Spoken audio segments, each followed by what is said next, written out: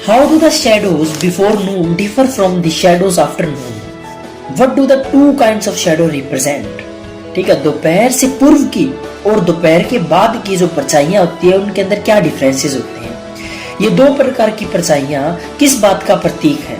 ठीक है, the shadows before noon are constantly growing shorter. जो दोपहर से पहले की जो परछाइयां होती है वो मतलब छोटी रहती हैं। मतलब जब शुरू के अंदर किसी से प्यार होता है तो उस टाइम जो डिफरेंसेस होते हैं लवर्स के बीच में वो कम होते हैं। ठीक है, तो जो नून से पहले का जो टाइम है, जो शैडोज हैं वो क्या होती है? छोटी होती है। मतलब जो लवर्स होते हैं उनके अंदर जो डिफरेंसेस होते हैं वो कम होते हैं उनके बीच में। एट द टाइम ऑफ नून, मतलब at the time of Noon, exact Noon time पे दे वैनिश ऑल टुगेदर। मतलब जो परछाइयां होती हैं वो क्या हो जाती हैं? कह सकते हैं कि वो गायब हो जाती हैं पूरी तरीके से। मतलब जो लवर हैं वो एब्सोल्यूट स्टेज ऑफ लव पे पहुंच गए हैं। मतलब उनका प्यार एब्सोल्यूट स्टेज पे पहुंच गया है। कब? नून टाइम के अंदर, क्योंकि शैडोज के बारे में बात कर रहे हैं ना अपने। देन आफ्टर नून दे कॉन्स्टेंटली ग्रोइंग लॉन्गर। और जैसे ही नून टाइम के बाद, मतलब जो आफ्टरनून है उसके बाद में जो परछाइयां होती हैं वो लंबी होती चली जाती हैं। मतलब जो प्यार है उसके अंदर डिफरेंसेस हैं वो आने लग जाते हैं। ठीक है, ये चीज इसके अंदर थी। This is the difference between them. The shadows before Noon represent the lover and the beloved coming closer.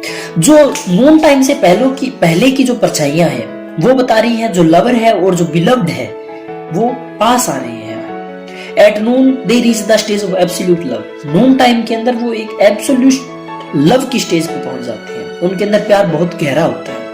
The shadows after noon represent their moving apart. जो नून टाइम के बाद की जो शैडोज होती हैं वो ये दर्शाती हैं कि अब उनके अंदर मतलब डिफरेंसेस आ गए हैं और वो एक दूसरे से अलग हो चुके हैं। ठीक है, तो शैडोज को हम कह सकते हैं कि शैडोज मतलब किसको रिप्रेजेंट करती है? तो शैडोज रिप्रेजेंट करती है डुअलिटी इन लव।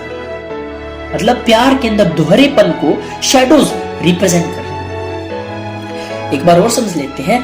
जो शैडोज होती है नून टाइम से पहले वो छोटी होती है। मतलब जो प्रेमी और प्रेमिका उनके अंदर ज्यादा डिफरेंसेस नहीं होते, वो अपने प्यार के अंदर मिले होते हैं। उसके बाद में है नून टाइम के अंदर वो एकदम परफेक्ट जो एब्सोल्यूट स्टेज है लव की उसके अंदर पहुंच जाते हैं।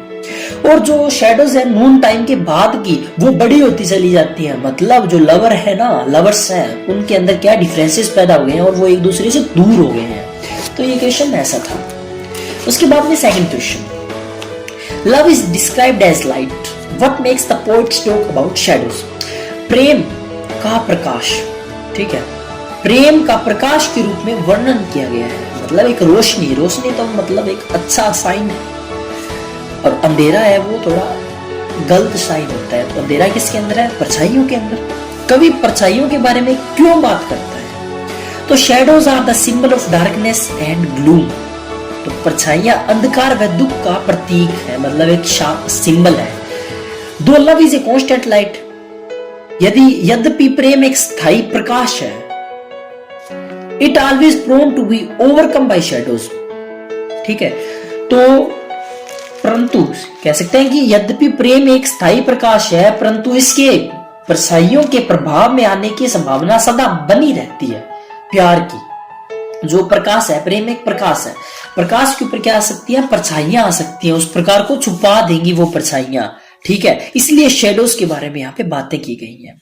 If the lover can't keep their love in absolute state, अगर उनका प्यार एकदम सच्चा ना हो, it comes to an end, तो वो खत्म हो जाता है।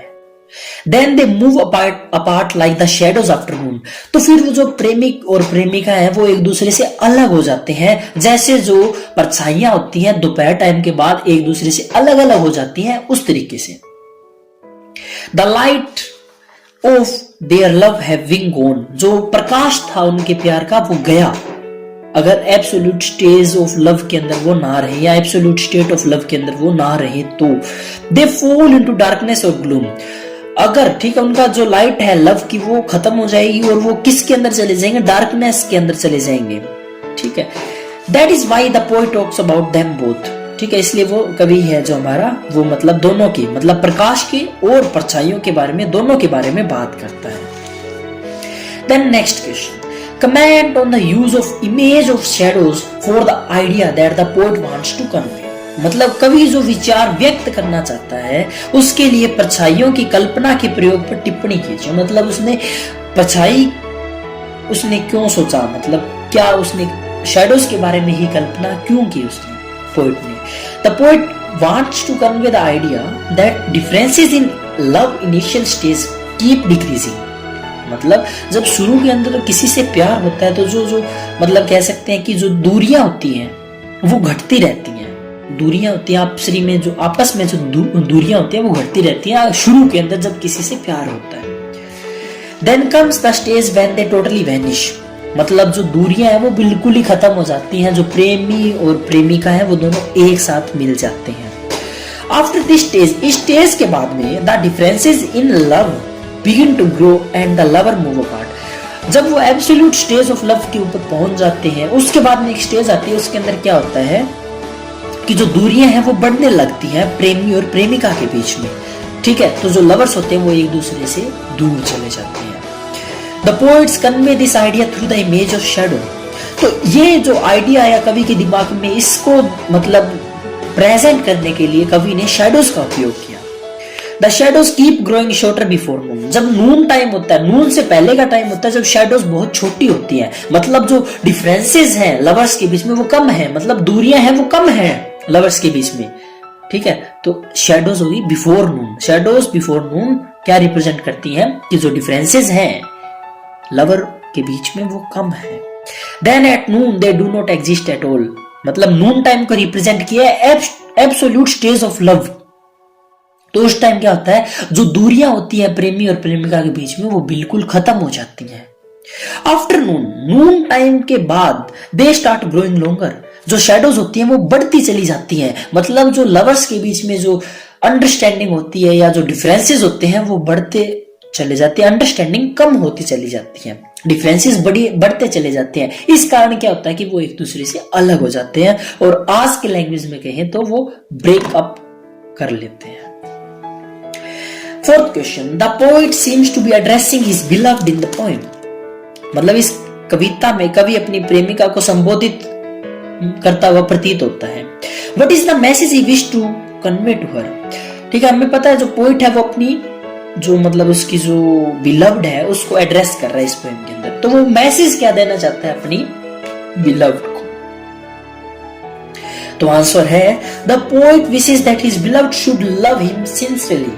मतलब कवि चाहता है कि उसकी प्रेमिका उससे सच्चा प्रेम करे। Their love should be true, उनका प्यार सच्चा हो, एंड लॉन्ग लास्टिंग और लंबे समय तक चलने वाला हो, या फिर कह सकते हैं स्थायी प्यार हो। It should not be wither away with the passage of time. वह समय के गुजरने के साथ मुरझा ना जाए या कमजोर ना पड़ जाए उनका प्यार। They should have no differences between them, उनके बीच में कोई भी मतभेद नहीं होना चाहिए। He wants to tell her that once they reach the height of love, वह उससे कहने चाहता है कि एक बार जब वे अपने प्रेम की प्रकाष्ठा पर पहुंच जाएं तो उन्हें उसे बनाए रखना चाहिए। मतलब एक दोनों आपस में साथ रहने चाहिए, अलग अलग नहीं होने चाहिए।